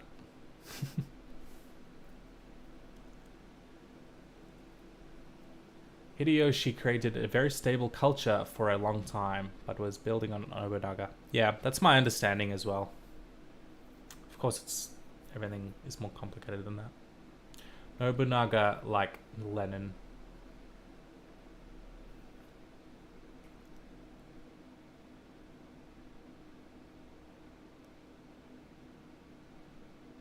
Yeah, Joshua Taylor, definitely go hand in hand in that regard. Very dark indigenous chapter in their history. To this day in a lot of ways, in both countries.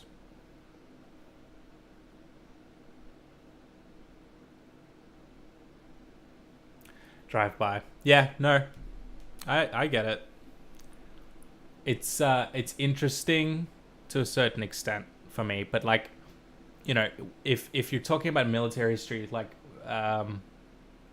you know, like Alexander the Great's conquests. Like the tactics around it are they're interesting to a certain extent for me, but I'm far more interested in like if you pull at the thread, you know, I want to pull at the thread a bit more. That's a lot of people put a lot of stock into the equipment that Alexander was using. For example, the really long spears called sarissas. So it's like, where did the sarissa come from? Let's research the history on that, for example. Also, he had a very effective cavalry.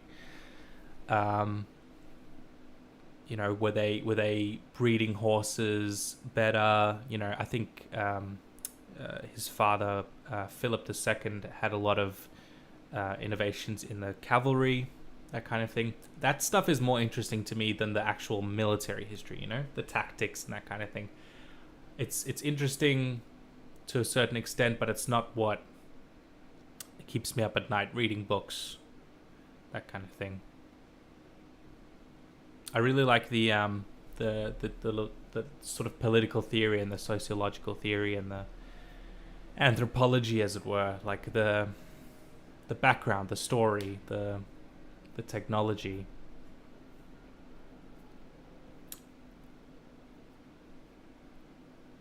Grizz, born in Joburg. I'm from Joburg. I wasn't born there. I was born in Krugersdorp, so nearby. But I grew up in Johannesburg.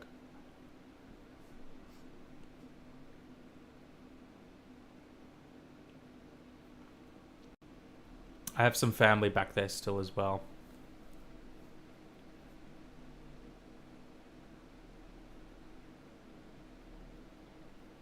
History goes hand in hand with geopolitics. I don't care about as much about the hardware, only the tactics. Yeah, it definitely goes hand in hand with geopolitics. Geopolitics is also quite interesting. A lot of my issues these days is that people start to think about things. I feel like geopolitics has started to sort of dominate the political sphere and the news cycle and stuff like that. A lot of the focus on our world has been geopolitically, which is obviously a very important part. But geopolitics probably has this. It's one end of the extreme. It's like a zoom out, and it sort of it describes human emotions and human motivations and human intellect and human understanding of the world. It imprints those philosophies and those ways of understanding the world, those perceptions, onto a nation state. Nation states don't think like humans. Nation states are complex organisms, right? So that geopolitics is like a piece of the puzzle, for sure. But it's it has its own drawbacks. Like every lens that we look through at history has its own drawbacks, which is kind of interesting. It's impossible to talk politics in the US. Yeah, I think so. I think the US is currently in a period of political fragmentation that is probably going to be interesting to look back on. I think once the dust settles, we're going to look back at what's happened over the past, I don't know, 10, 20 years in American history as pretty important, in the same way that we look back on the collapse of the Roman Senate, the collapse of, you know, the rise of the Roman Empire, or the collapse of the Weimar Republic. These interesting little politically fraught times. What was happening in France post defeat by the German Empire in the Franco-Prussian War is very interesting and has a lot of similarities to what's happening in the US at the moment without the military defeats. But in a way, there's a lot to say about the defeat, not the defeat, but the war on terror has become so much more complicated than, a simple war like the wars of the past, like the Second World War, the First World War.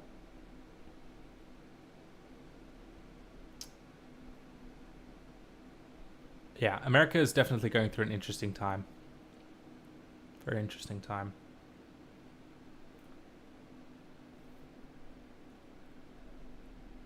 It's a whole kettle of fish.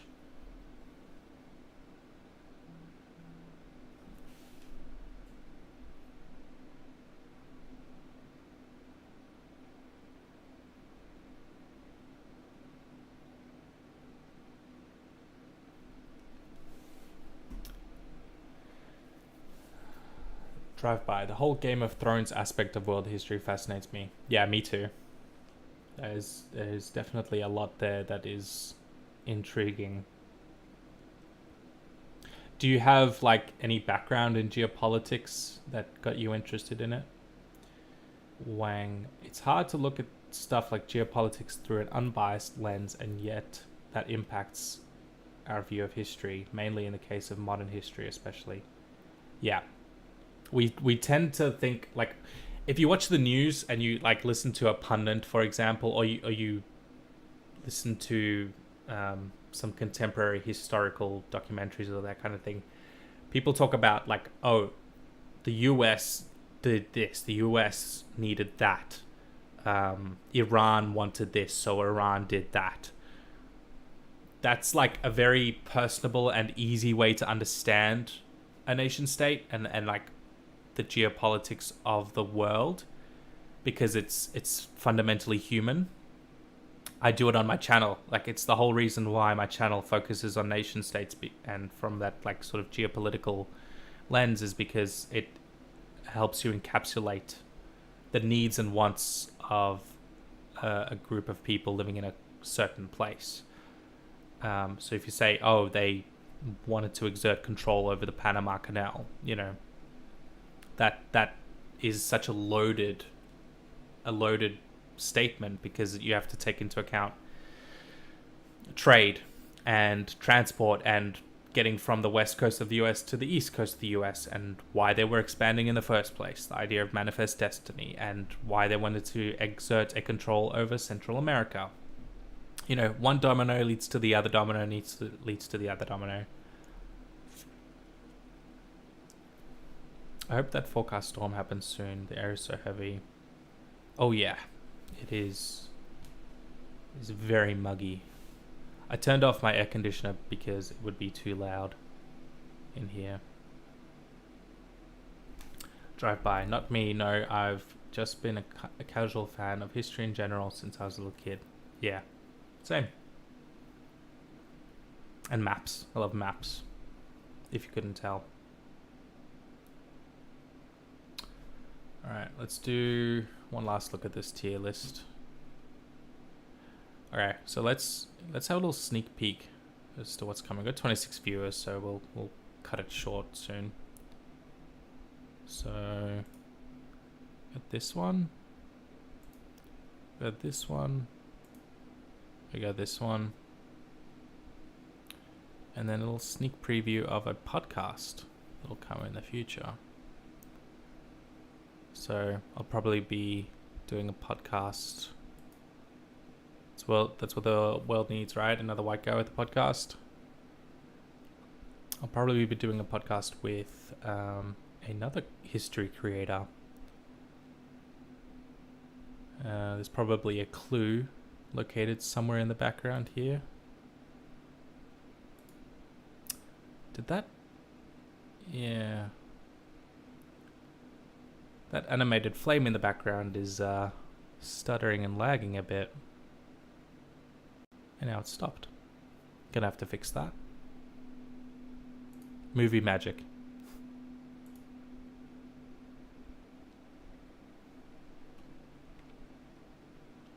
Okay.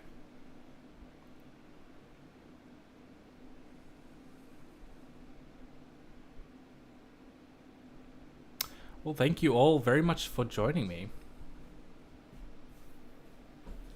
Armchair historian. Very good guess. Because of the armchairs, but no. Not armchair historian.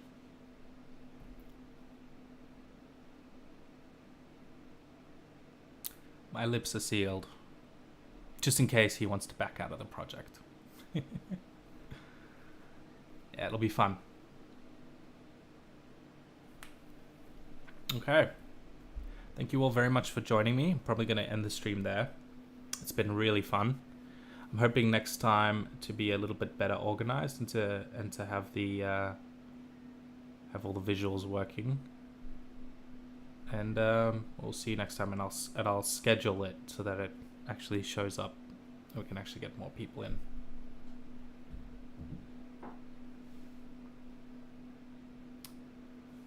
All right, guys.